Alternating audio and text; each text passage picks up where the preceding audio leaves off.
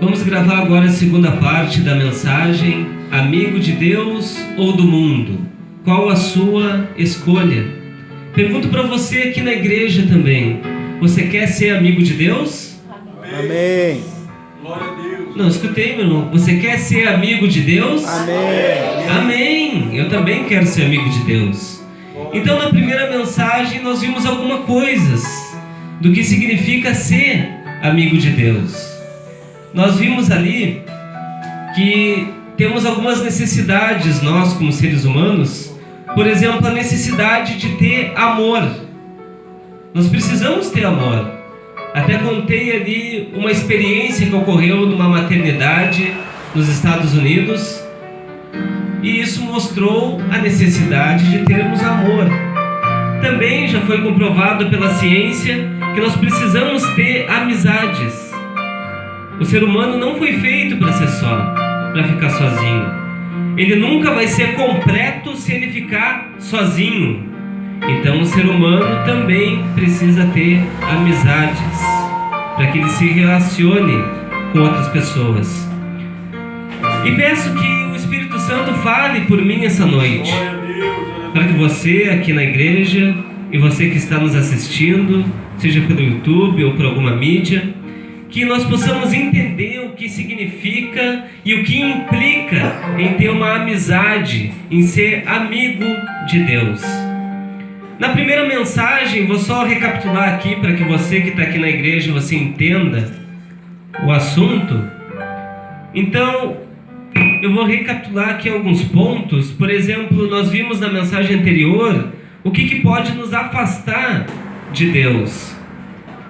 Nós vimos ali que o próprio Satanás quer nos afastar de Deus, porque ele foi o primeiro que negou a amizade dele com Deus. Ele foi o primeiro que desertou da amizade dele com Deus. Ele jogou fora, por se rebelar, por se tornar hoje o que conhecemos como Satanás, o diabo. Ele foi o primeiro. Então, evidentemente, que ele quer também que nós nos afastemos de Deus. Também o que pode nos afastar de Deus, a filosofia humana, o modo de pensar do mundo. Hoje as filosofias humanas e a ciência do mundo, ela quer desabonar Deus como um criador, como criador de todas as coisas, como aquele que fez os céus e a terra para a humanidade. Então as filosofias humanas, a ciência, que é o conhecimento humano, ele tenta desabonar Deus, tenta tirar Deus de cena, colocando ele apenas como algo inexistente. O homem não precisa de Deus, o homem é um mini-Deus. E para isso as ciências estão trabalhando, tendo teorias ali que querem tirar de cena Deus. Então nós vimos que essas coisas realmente nos afastam de Deus. Procura afastar a humanidade de Deus. E agora, nessa segunda parte então da mensagem, eu vou falar alguma coisa a mais que pode nos afastar de Deus. Os textos que eu usei de tema para essa mensagem é ali Tiago 4,4. Ali o discípulo, ele não era um apóstolo, era um discípulo, fala ali: infiéis, não sabeis que a amizade com o mundo é inimizade com Deus? E se você abrir a sua Bíblia em 1 João 2,15, ali fala que não deveis estar amando o mundo, nem as coisas do mundo, pois se alguém amar o mundo, ele torna-se inimigo de Deus. Então, embora amor e amizade sejam coisas boas, elas mal direcionadas com relação ao mundo, pode significar inimizade com Deus. Pode trazer sérios problemas para quem quer ser amigo de Deus. Mas o que mais pode me afastar de Deus? Então, quero dividir essa parte em duas, porque essa se refere à nossa natureza humana como pessoas. Em primeiro lugar, olha o que pode te afastar de Deus. Veja bem, ali em Isaías 59, 1 e 2, diz assim: A mão do Senhor não está encolhida para que não possa salvar, nem o seu ouvido agravado para que não possa ouvir, mas as suas iniquidades fazem separação de vós e vosso Deus. O que nos separa? O pecado. O pecado nos separa de Deus, causa um bloqueio para Deus. Se nós queremos ser amigos de Deus, nós temos que nos livrar de práticas pecaminosas. Isso é sério, meus irmãos. O pecado, quando é feito constantemente, ele pode criar uma barreira tão grande que Deus, ele desconsidera a nossa amizade. Deus é um Deus justo, é um Deus de amor. Sim, é um Deus de amor, mas Ele é um Deus de justiça também. E se nós continuarmos pecando, continuarmos nos rebelando contra a Sua palavra, certamente isso vai causar, então, uma inimizade com Deus. E é incrível hoje como muitos, a gente fala até com certo receio, até com uma certa vergonha até de falar isso, mas a grande verdade é que muitos hoje brincam de serem cristãos. Brincam. Estão na igreja, vão aos cultos final de semana, vão em vários cultos, mas levam uma vida como se não tivesse que prestar conta para Deus. Levam uma vida desregrada. Conheço várias pessoas, não estou aqui para julgar ninguém, eu mesmo tenho que me corrigir, não sou fantástico, não estou falando isso, mas conheço várias pessoas que levam uma vida na igreja, têm cargos na igreja, mas que fora dela continuam indo em festas, enchem a cara de álcool, enche a cara, enche o tanque, fazem tudo que é coisa e ainda tem cargos nas igrejas. Depois vão final de semana, dá glória a Deus, aleluia. Mas e cadê a amizade com Deus? Amizade com Deus é também fidelidade. Glória a Deus, aleluia. E é claro que os pecados, eles causam uma barreira, mas também tem outra situação. Tem aqueles que erram, já erraram no passado, mas não entendem o poder da maravilhosa graça de Deus. Não entendem o alcance da graça de Deus. Graça é favor imerecido. E não entendem o alcance. Não veem a graça de Deus, não percebem como ela funciona na sua vida, na sua trajetória como cristão. Graça, já falei, é favor imerecido. E não entendem como essa graça se aplica. Não entendem que simplesmente a graça de Deus diz: eu te perdoo, você está perdoado, suas falhas eu esqueci. Não entendem, vivem se culpando todo o tempo. O que viveram lá no passado continua presente hoje. Não conseguem se livrar de pecados passados que já pediram perdão várias vezes. Eu conheci uma senhora fantástica, sabe, uma crente daquelas assim que você olha, você pensa assim, se os anjos vêm hoje e tá ela e outra caminhando e os anjos têm que escolher, eles vão levar aquela ali. Fantástica senhora. Sabe, até a vizinhança, gostava dela como crente, tinha prazer em convidar ela a casa. Quando alguém ficava doente, ela era a primeira a se oferecer para ajudar as pessoas. Fantástico. Aplicava a palavra de Deus na vida dela, correto. E um dia eu fui preparar um estudo lá na casa dela com ela, a gente estudava uma revista. Eu fui lá preparar um estudo e a revista falava de perdão, o perdão de Deus. E ela era sempre uma pessoa alegre, extrovertida, de bem com a vida, de bem com Deus, bom relacionamento com Deus. E ali falando de perdão naquela revista, quando vê, daqui a pouco ela começou a chorar. E eu, mas o que aconteceu, meu irmão? Por que tu tá chorando?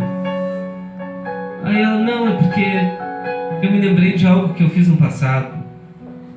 Então, mas o que foi? Não, eu cometi um aborto. E faz 25 anos que eu fiz isso. Então, meu irmão, mas por que está chorando? Já não pediu perdão para Deus? Ela disse que pedia perdão todos os dias. Todos os dias.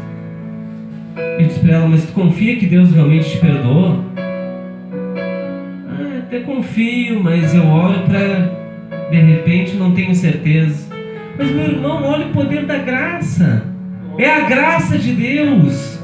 É o perdão de Deus. Deus diz assim, eu te perdoo. Você está lavado no sangue do Cordeiro.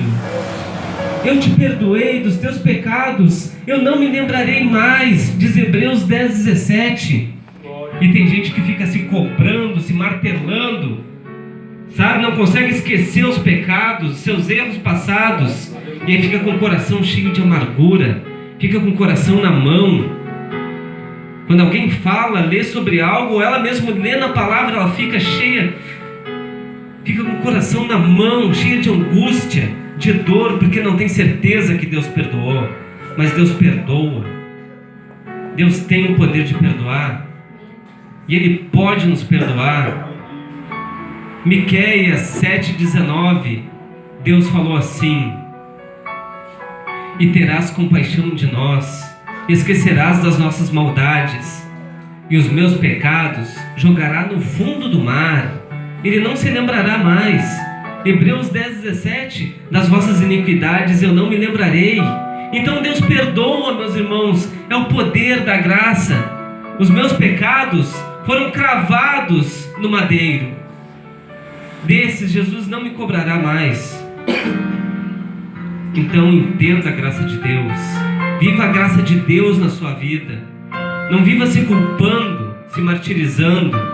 Todo o tempo que você vê o seu passado, sabe, tem gente falando de passado um pouco, que é outro ponto também que eu gostaria de falar. Tem gente que fica olhando para o seu passado e acha que Deus não é capaz de olhar para ela hoje. Porque se eu sofri tanto lá no passado, se eu tive uma vida tão miserável lá no passado, por que Deus vai se preocupar hoje comigo?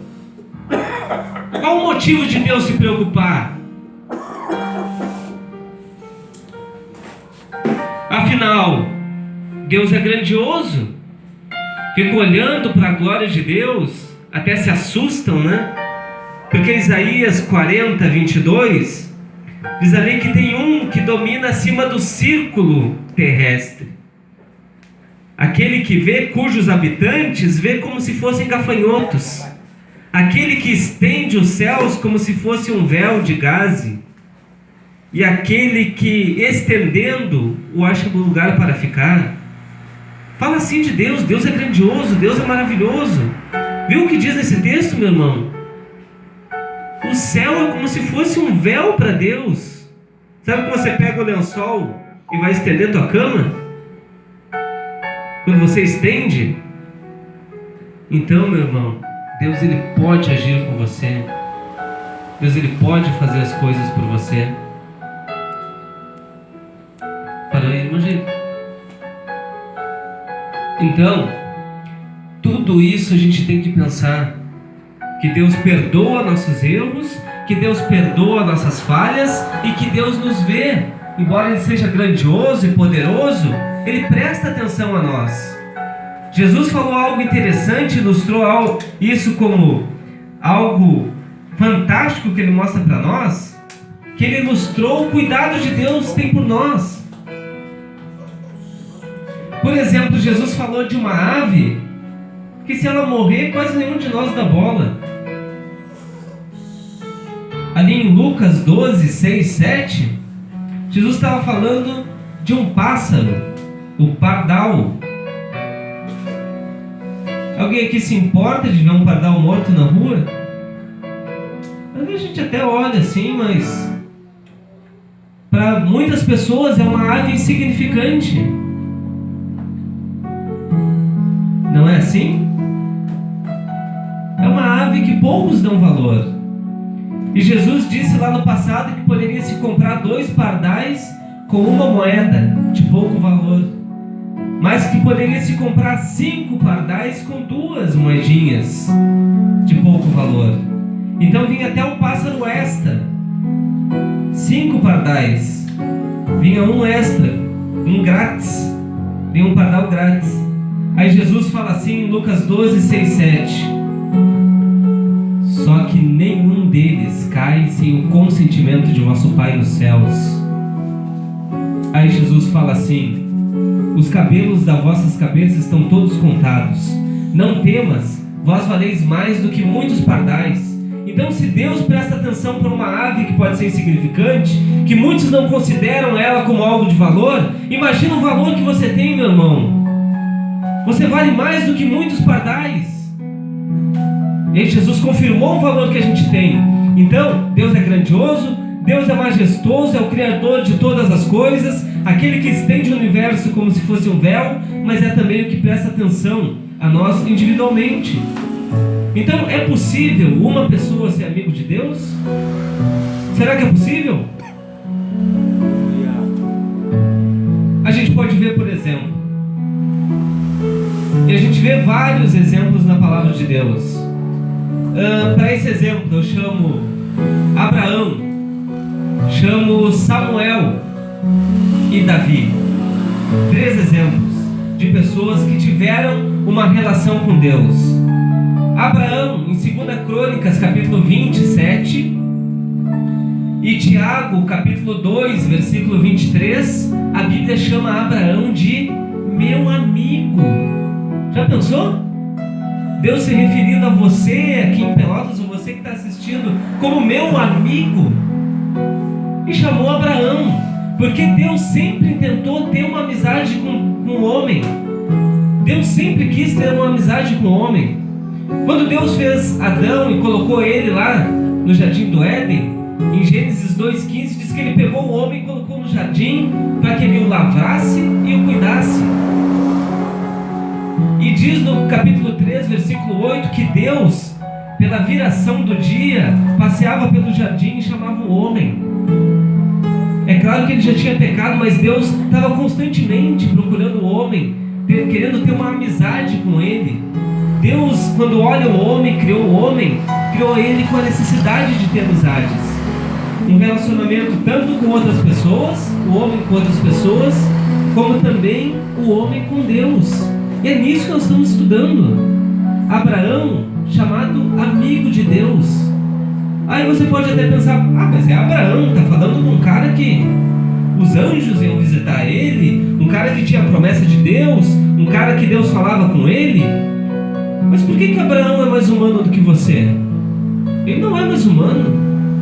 Se ele pôde ser amigo de Deus, eu também posso. Não é verdade? Se Abraão pôde, eu também posso. Ele não foi mais humano do que eu. Então eu posso ser amigo de Deus também. Você também pode ser amigo de Deus. Agora olha o exemplo de Samuel. Todos nós sabemos que, e quando a gente começa a ler os relatos ali da palavra de Deus, diz que um tempo a palavra de Deus tinha se tornado raro em Israel, mas Samuel, uma criança ainda, começou a escutar a voz de Deus. Está vendo essa criança aí pertinho de você, meu irmão? Está vendo essa criança perto de você aí? Deus pode estar falando com ela. Deus falou com uma criança.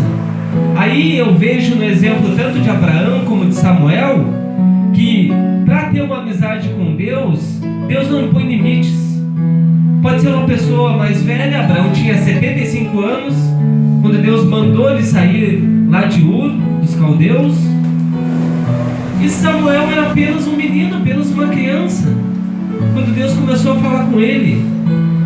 Então, para ser amigo de Deus, Deus não considera idade, Deus não considera se a pessoa é rica ou pobre, Deus não considera nacionalidade.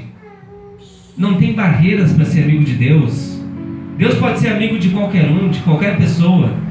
Aleluia! É possível que Deus olhe para aquele que está no final da fila e o queira levantar lugares fantásticos. É possível. Deus fez isso no passado e Ele pode fazer hoje. Davi, o homem segundo o coração de Deus, ele foi um cara que fez coisas, que a gente vê pela palavra de Deus que foram erradas, mas foi um cara que se humilhou diante de Deus. E Deus engrandeceu ele, levou ele a lugares altos. Por quê? Porque ele se humilhou. Ele tinha uma amizade com Deus. Ele reconhecia a majestade de Deus. Ele louvava a Deus no meio da congregação de Israel. Ele quis até fazer uma casa, um templo para Deus, porque ele viu que a casa dele era tão boa, né? Ele tinha um palácio tão luxuoso, com madeiras do Líbano, madeiras de alta qualidade. Ele até intentou em fazer um templo para Deus, mas Deus disse que seria o filho dele, porque ele era um homem de guerra. Ele derramou muito sangue, por isso ele não pôde fazer o templo.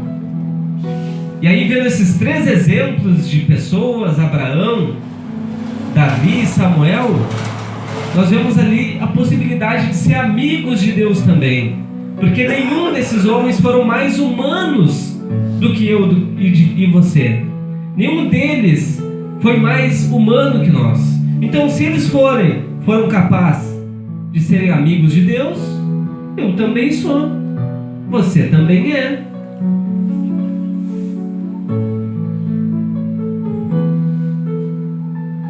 O que nós precisamos fazer para ser amigo de Deus? Aleluia. Primeiro ponto, ali em Jeremias 24:7, Deus fala algo interessante para cada um de nós. Ele diz ali: eu lhes darei um coração capaz de conhecer-me. Eles serão o meu povo e eu serei seu Deus, porque retornarão para mim de todo o seu coração. Amém? Amém. Viu aqui? Deus daria um coração para aquele povo, para que eles fossem capazes de conhecê-lo. Como que nós podemos conhecê-lo? Por meio da sua palavra, a Bíblia. Ela é que contém ali os relatos a respeito de Deus, os jeitos de Deus agir. Não tem outro jeito. O primeiro jeito essencial. E a amizade com Deus, ela é parecida como se você fosse ter a amizade com outra pessoa. Então a primeira coisa que se faz numa amizade é travar conhecimento. Conhecimento um do outro. Deus sabe teu nome. Deus sabe tuas necessidades. Deus te viu antes mesmo de você ser formado, assim como Jeremias. Ele sabe tudo sobre você. Todos os seus cabelos estão contados. Então Deus sabe tudo. Mas o que nós temos que entender é que nós precisamos aprender a respeito de Deus. E quando Deus falou aquelas palavras ali para Jeremias, Jeremias estava falando a respeito de Israel. Porque Israel estava voltando do exílio lá em Babilônia. Israel passou 70 anos por causa da iniquidade da sua mão, da dureza do seu coração, por eles desconsiderarem a Deus, por se esquecerem de Deus. Deus trouxe a punição sobre eles. Porque Deus é amor, mas Ele é justiça também. Aleluia. E uma coisa que Deus considera essencial para alguém que quer ser amigo dele é a obediência. Obediência.